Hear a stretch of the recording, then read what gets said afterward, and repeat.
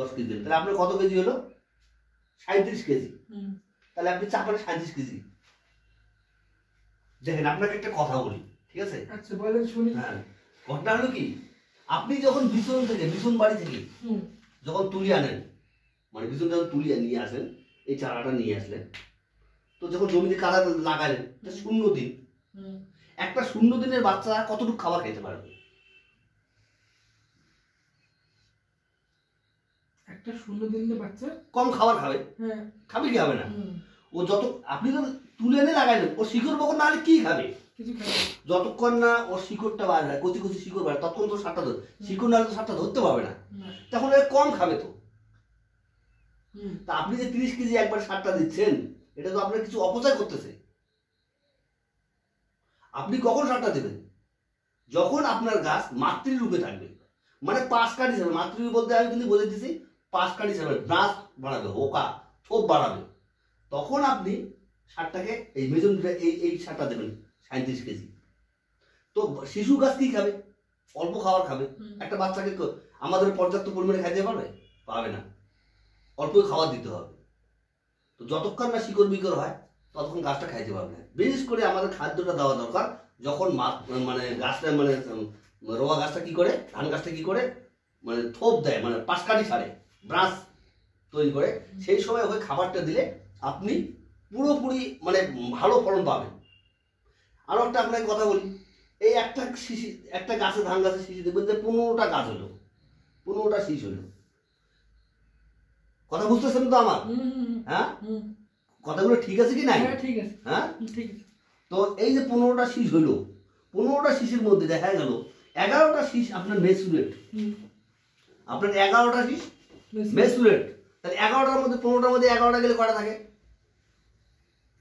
4টে থাকে। 4টে শীষ আপনি দেখবেন যে আপনার ছোট ছোট শীষ, এরকম হয় কি না?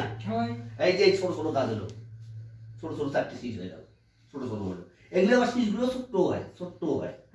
শোনেন, এক ধান কি করে আপনার ফলন বাড়বে? একটা ধানে 2টা হবে না। এই 11টা বা 15টা যে গাছ আছে, আপনাকে 15টাকে ম্যাচুরেট পূর্ণ শীষ নিতে হবে, তবেই না আপনার হবে ফলন বাড়বে। কি কি বাড়বে কি বাড়বে না? এই 4টে যদি আপনার পরিপূর্ণ শীষ হয়, সেখান থেকে একটা ফলন বাড়বে। এবং এই শীষগুলো যে আছে, এই যে আমাদের সারটা ক্যালসিয়াম, ম্যাগনেসিয়াম, সালফার দেওয়া আছে, এই যে ধান যে শীষটা আছে, গোড়ার দিকে দেখবেন আপনি কি হয়, চিটে পাতান বেশি হয়, পুষ্ট ধানটা হয় না। হয় কি হয় না? আচ্ছা ঠিক আছে কোন। দেখেন ঘটনা হলো, আপনি প্রথমে যে 30 কেজি সার দেন, 6 ধারা সার, এটিকে ভাগ করে দেওয়া যায় না? না, এমনিতে সবাই 30 কেজি সার দিবেন, শুনেন, 30 কেজি আপনি সার দিবেন, এটা ভাগ করে দেওয়া যায় না? ভাগ করে দিলে ধান হবে? শুনুন, ওইটা তো কই, ধান কেন হবে না? আপনি সারটা তো পুরে দিবেন, কিন্তু time two part two part করে দিবেন। এক টাইম দিবেন, তারপর সেকেন্ড টাইম দিবেন, 2 টাইমে আপনি করে দেন, খুব ভালো হবে। কেন? তো তাহলে আপনাকে আরো একটু কথা বলতে হয়। তা আপনার কি জানা আছে যে এই যে সারগুলো, রাসায়নিক সার বা কোনো কেমিক্যাল সার, এই মাটিতে পড়ার পর কতদিন কাজ করে, এটা আপনার ধারণা আছে? না।